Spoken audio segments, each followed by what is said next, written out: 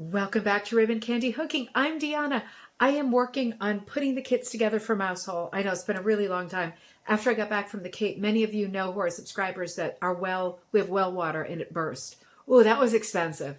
So during that time that I had designated for dyeing, couldn't do it. But I've done it now, so I am here to show you. Don't mind my uniform here. Don't mind my uniform. This is the daytime attire. What a pig, right?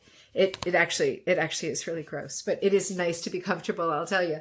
I am working on, I think I'm going to put 16 kits together this afternoon, and that might not seem like a lot, but let me show you what's going to go into them, particularly if you are a subscriber or you're going to be doing this next kit, which is called Life is But a Dream. It's the latest in the Mouse Hole Farm series, which is a monthly series. We are halfway through the year with this one, and when we get through the other half, we're going to be putting them together to make like one big piece, if you like. Let me show you how this is going to work this month.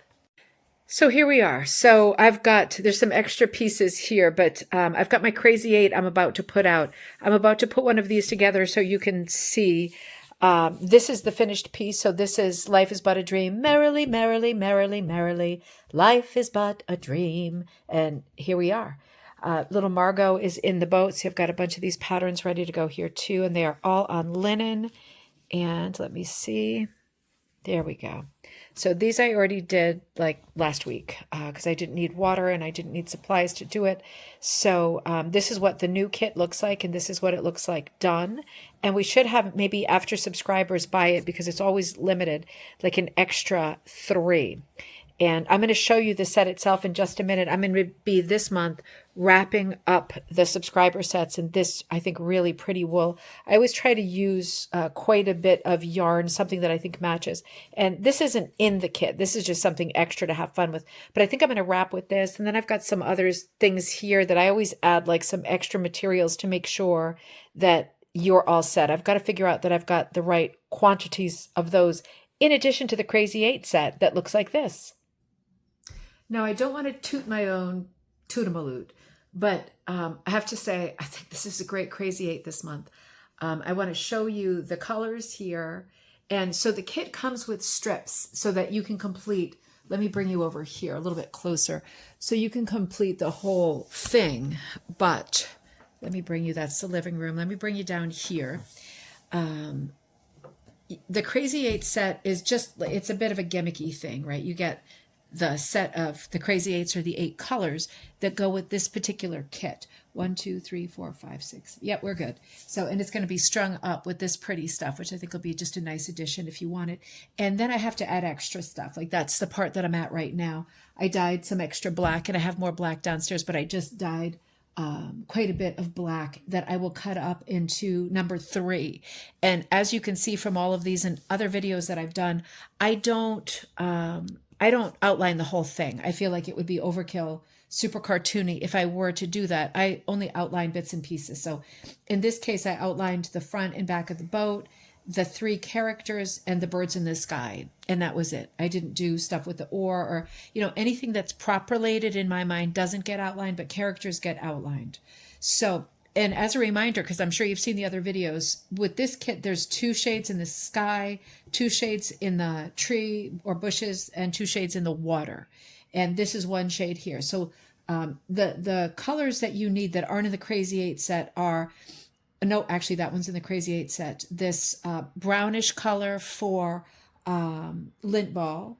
No, laundry, this is lint ball, the lighter one, and this light camel color, right? So the 2 dog colors, the black, which I cut for you, all of the strips I cut for you. So the brown I cut to you in a 5, the caramel color I cut to you in a 5, the black I cut for you in a 3, a little bit of the pink for the 3 noses, cut to a 5, and this brown, oh, I forgot about that, but I think I have tons of that downstairs. You know what, I do have tons of that.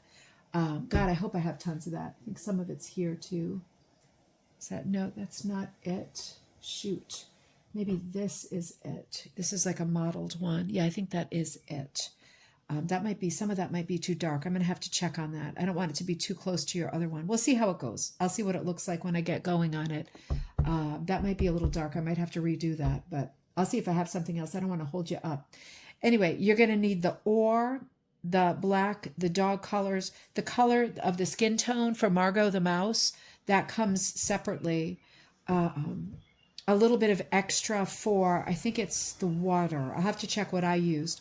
Judging from what I used, unless I have a lot left over, I give you extra. If I have a lot left over, because I pack, and I'm not a particularly high hooker, but I pack like crazy. So, I mean, look at it. That's crazy, right? So, I feel like I'm a pretty good gauge because I use way too much material, but I always give more than I use. And then sometimes I give more than that if I know that you're a really high hooker or that there might be an issue. So I can't remember if I struggled where I might have been low, but wherever I am, I'm going to give you extra of those color families so you can certainly fill it in. Otherwise, I think the colors are here. Some of them are harder than other to kit. They're all hard to kit, I've got to say. That's why they're limited. So let's look at the colors we've got here for Life is But a Dream. We've got two greens. They're both sort of blue greens. This one is a bit darker, and everything is mottled in this set. Everything except the orange is mottled, meaning it's not solid. So there's a little color shift. So this one's kind of a bluey green. This is a different color. It's a lighter color. I don't know if you can tell that by the two examples I've got here, but it's a little bit lighter, a little bit less mottled, and the dark spots are more toward a dark green than a bluey green. So it's a very subtle difference, as you would expect, but you can see when they're side by side, they are different. I want them to look a little bit different, but not too different, because you can see that there's some texture and there's a little bit of color in here, but the trees are not patterned, and it really can't handle patterning because there's more color difference in the shades of the sky and the shades of the water and the colors in the boat. So I feel like the middle bar of interest here, the middle shelf, needs to be kind of stable. So these two colors are different, but similar. So those are your two greens. And then we've got your two blues, and these are quite different because, as you can see, in the water, right, I've done a lot of the wave designs with the lighter blue, and I filled it in around with the dark blue. Now, when you see your pattern, you're going to notice that there's not a lot of waves. You need more waves than are here, right, to make a better blend of light and dark. I didn't want to cover this with ink, right, because it gets all over your hand and stuff, right? So there's a few to indicate, put waves here. This is the water, put waves here. So on mine, I put lots of waves, right? And I just filled them in all over the place, and I filled in around it. And it doesn't really have a rhyme or a reason to it. I like it kind of wacky and splashy, and I just use these two colors. So those are those two for you too. And actually, let me do that the other way around, getting it together. And then these two colors. One is brighter than the other. They are both purples. One is kind of a red violet purple, and the other is like the color that I call circus purple that I was making for swatch sets too. So between the two, and all of them will be a little bit different, right? They're all like a little bit different. They come out crazy, this color. It pops all over the place, and there's a little bit of blue in there. So they're all a little bit different, and they're all mottled, and so is this one, right? A little bit mottled. So you'll get color variation, different sort of like texture play in your sky. Mine is a bit more pronounced. I think my sky is a hair darker. It might be that if you use the darkest parts of this, that you get more of that dark color. If you use the lighter parts, you'll get some lighter color. On this one, the back is a bit darker than the front. It's kind of hard to tell on camera, but you're going to get a quite bright purple sky. And I just did sort of a hit or miss fill in the background, no rhyme or reason. It might be that you like your darkest on top, your lightest on the bottom, or vice versa. But I just like to, for myself, I like to splash it everywhere. I like to give it a real primitive feel. But you know what you like to do, and you know how to do it, I'm sure. And if you don't, you can watch one of the other thousands of videos on this channel, right? So here's your two purples for the sky. And again, they're similar, but they're not the same, right? They're quite not the same. I feel like even though it's a nice sunny day here, the colors aren't showing up as different as they are in reality.